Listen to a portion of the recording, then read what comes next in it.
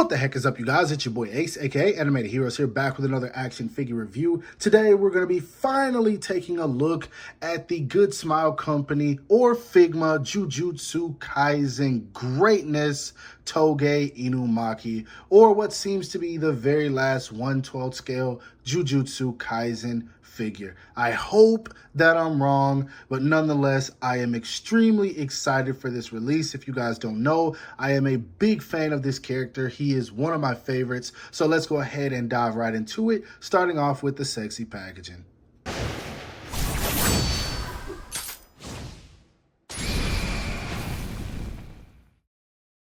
Now, this box is no different than what we've seen from any of the other releases, other than the fact that it's a different color. As you guys can see, we've got images of Toge all along the package here, as well as the figure displaying inside of the window.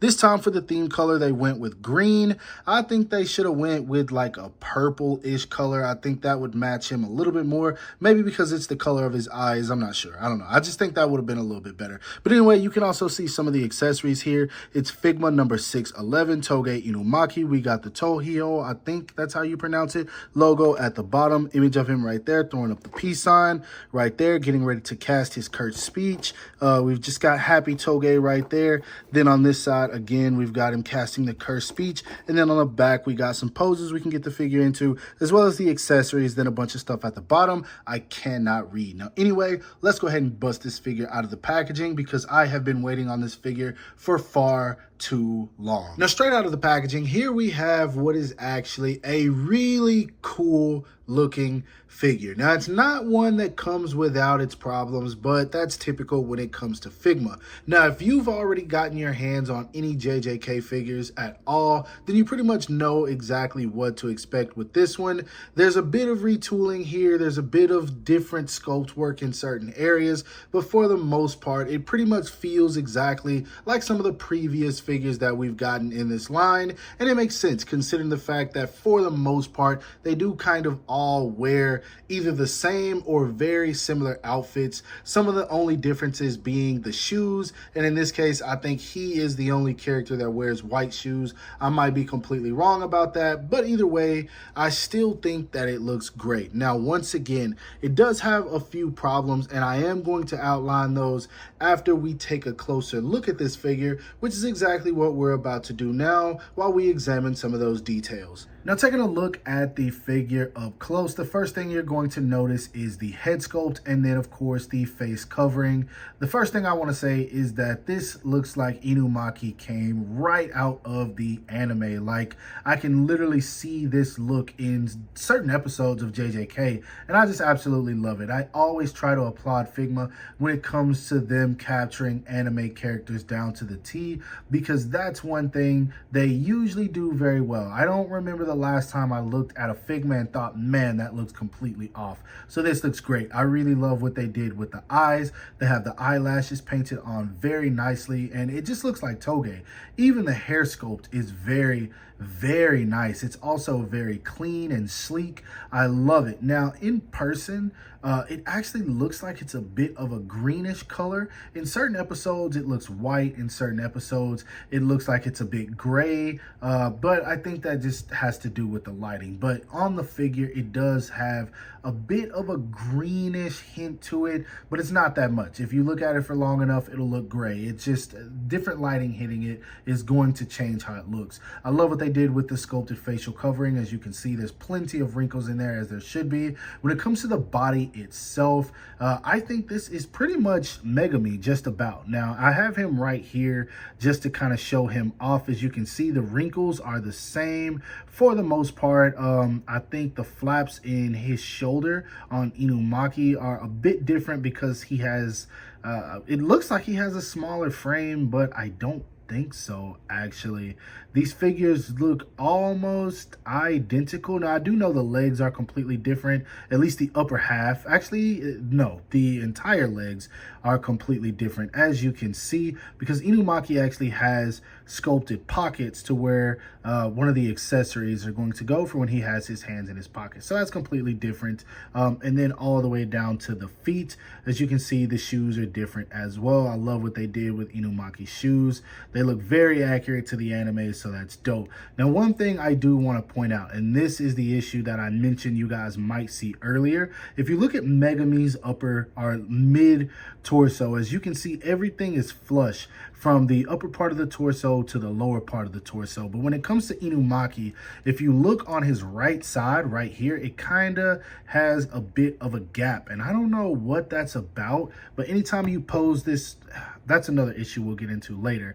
It's not a big one, but we are going to discuss it. But anyway, as you can see, there's a bit of gapping right here. Like this mid piece right here, that's the floating piece, will not sit as flush as I wanted to. Sometimes when you're posing him vanilla, you can see that this piece will just kind of lean to the side, creating that gap, versus like Megumi always sitting flush. And I hope I explained that well. I'm sure you guys can see it, but I do wish that they would have sculpted this perfectly, man, because they implemented the articulation well enough on Megumi to where you don't have to worry about that unnecessary gapping. And then when it comes to this leg falling off, I'm going to discuss that once we get to the articulation. But overall, he's an okay looking figure. I do think that the shoulders are a tad bit big on him. Again, they don't look as clean as other characters, but I don't know. I feel like they sculpted that probably the best way they could, because the middle of his torso is a little bit slimmer than Megumi. So yeah, definitely some differences here. Nothing too crazy, but they are noticeable. It's up to you whether the shoulders bother you or not. It's something I think I'll get over eventually. I kind of look at it and then forget about it. But the main thing is just this separation piece right here that causes this lower torso piece to just ultimately like float to the left anytime you're posing him around. It does get a bit annoying.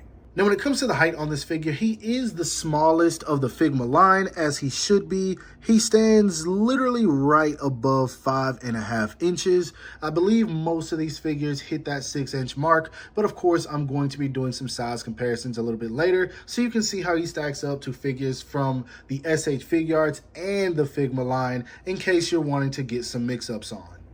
Articulation wise, you're not going to get too much crazy movement while he has this collar on. If you try to, obviously you're going to get some gapping in there, as you can see, but he actually looks down very, very well. So that's good. I think that they implemented it well enough, but just anytime you're posing it around, there is going to be some gapping just depending on how you angle it. So be careful with that if you're trying to hide those noticeable gaps. Anyway, when it comes to the arms, superb job as always. This is one thing Figma has been getting right with their JJK figures. As you can see, T-poses, no problem. Arms are going to come all the way in, so that's really, really good. I dig that. He does have a bicep swivel, single jointed elbow with pretty much double jointed range, so you can get his hands behind his head for whenever he's relaxing, walking with Yuta, talking with Megumi, or whoever else he may be communicating with.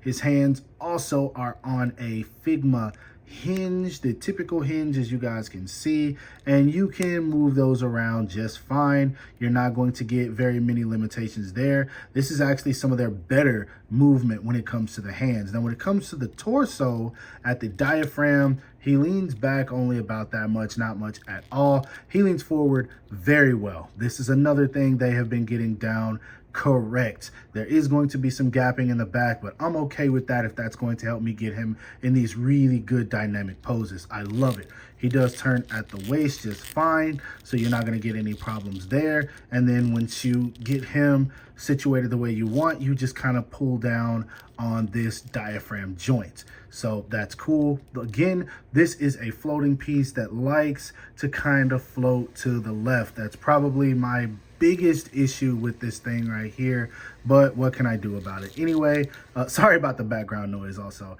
but he kicks up about that much, which is really good actually. He does the splits only about, Actually, I'm not even going to say only. He does the splits about that much, which is really damn good, man. Then he does have a slight thigh swivel in there. And the problem with this is they sculpted the joints that connect the legs way too small, and this is something I've been saying since their Yuji figure. Anytime you try to pose these around, they're just going to pop right out of the socket. So really, the thigh articulation is practically useless. It's just no reason for even being there at this point. I would have rather they just sculpted it all together and we not had any issues with these legs popping off, because they are going to pop off a lot. That's something I'm going to go ahead and tell you guys. Anyway, when it comes to the knees, they bend very well. It has this like pinwheel joint. I don't know what this is called, but that's what I call it. It's a pinwheel joint in my mind. But yeah, they work and articulate very well. Foot goes down about that much, up about that much.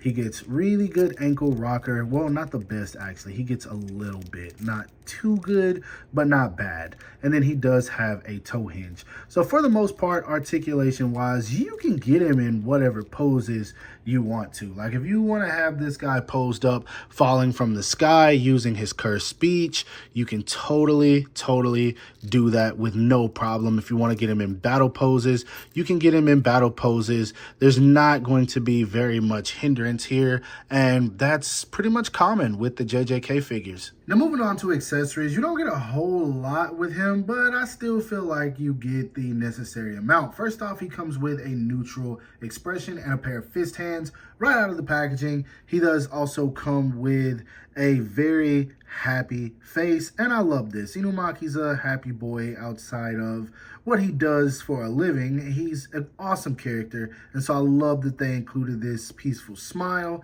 I dig that a whole lot.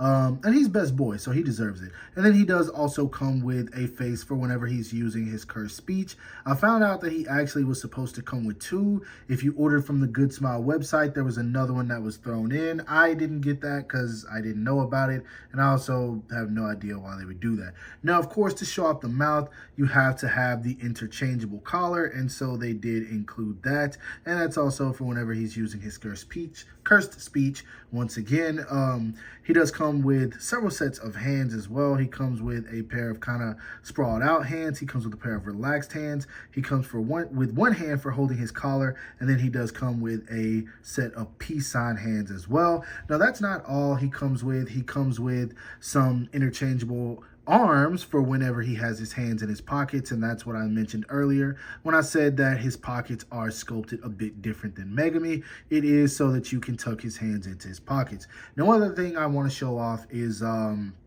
this right here. Actually, these right here. He comes with a set of weapon holding hands. Now, he doesn't come with these weapons. What these are the cursed speech microphones that actually come with the Figma, Yuta, and the SH Figuarts. Now, the reason I have both of these showing on screen is because I want you guys to know that no matter which one you get or which one you have in your collection, he can hold both of these microphones, as you guys can see. So that's dope. And he does come with another rice ball accessory. And actually, I believe that's what this hand is for. I believe this is more so for holding on to his rice ball. And it doesn't really stay in there, but it does hold on to it. So yeah, several accessories. Not the most, but I mean, what else could they have included with this guy? I would have really loved an effect piece for whenever he's using his cursed speech, but I don't know how Figma would have did that, and who knows how much they would have charged for it. So I'm fine with this, all in all. Moving on to size comparisons, here he is standing next to some of the Figma JJK counterparts. We have him standing next to the Figma Yuji Itadori, the Figma Megami Fushiguro, and of course the Figma Yuta Okotsu. Now, it's not by much, but if you look closely, you can tell that he is still shorter than all of them, as he should be. I do think he should be a tad tad bit smaller, but at least they got the scale somewhat right in terms of not making him the same exact height as the rest of the characters. Now here's where the height differences become a little bit more noticeable. Here he is standing next to the Figma Satoru freaking Gojo. We also have him standing next to the Figma Kento Nanami, and of course the Figma Nobara Kugisaki. And now that I'm looking at these three or four all standing together, I realize we never really got an interaction between Inumaki and Nanami, or even Inumaki and Nobara for that matter. So hopefully that's something that Gege touches on in the future. I know he has his cursed speech and all, but I would really like to see how he interacts with these two characters. We've seen him with Gojo, but I'd love to see him with Nanami and Nobara, even if it's just a flashback sequence. Hopefully that happens at some point. Now, in case you're a mix and match guy, here he is standing next to some of the SH Figure Arts versions. We have him standing next to the SH Figure Arts Yuji Itadori. We have him standing next to the SH Figure Arts Yuta Okotsu. And of course, the SH Figure Arts Megami Fushiguro. And last but not least, for some more SHFs, here he is standing next to the SH Figure Arts Satoru Gojo from the Hidden Inventory arc. We also have him standing next to the SH Figure Arts Jujutsu Kaisen 0, Suguru Geto, who he did fight in the movie. And then, of course, we also have him standing next to an SH Figure Arts Aoi Todo, who he did have a brief encounter with during Megami's battle with Todo, if you guys remember. Now, when it comes to my final thoughts on this figure, I'll be honest with you guys. It's cool, but it's nothing extremely impressive. Mostly because it's nothing outside of what we've already seen from Figma anyway. Like, we've seen this with Yuji, we've seen this with Megami, and it's just kind of like a repeat process. They're reusing a whole lot of parts, and again, it makes sense. But there's one thing that I didn't mention in this video that I'm going to throw in right now. At the end of the day, this figure is an exclusive. And what that means is he is a lot more pricey. Retail for this figure in Japan, if I remember correctly, was around $85, $90 versus Yuji and Megami, which were $60. And Megami and Yuji both came with more accessories than this guy. And so I feel like that would justify those figures being $90, but not this guy here. Either way, $90 is too much for an action figure, but it's definitely too much for this. So I gotta say, it's absolutely underwhelming. And that's kind of how I felt about Yuta as well. The Figma Yuta was also an exclusive, and he didn't come with enough accessories to justify the price. I don't know what makes them decide certain figures are going to be exclusives and certain figures are not. I don't know how they come up with that. But at the end of the day, I feel like if you're going to pay more for a figure, you should definitely get more. This is one of those figures that should have been 60 bucks and we'd be done with it. Now, granted, it could be because they know they'll never be able to reuse this mold again, but at the same time, again, it's the same sculpt work. They're just sizing it up and sizing it down depending on the character, and there's a few new parts here. That's about it. Now, whether we'll see Inumaki again down the line, like a reissue or anything, I highly doubt it with him being an exclusive, but it is a figure that could have easily been reissued because based on the demand for this figure, in case you guys didn't know, he did sell out everywhere. That means that that would be a perfect opportunity for them to come back in the future and say, hey, let's give you guys Inumaki again, like they do with some of their other figures. Yuji, I know, just got a reissue, and I expect it for other characters as well. So all in all, when it comes to this figure, I don't know, man. Like, if I was to rate it, I've got to go down a few points because of the price. And I try not to always factor in price, but this figure was extremely expensive. So, I mean, the joints and everything work fine.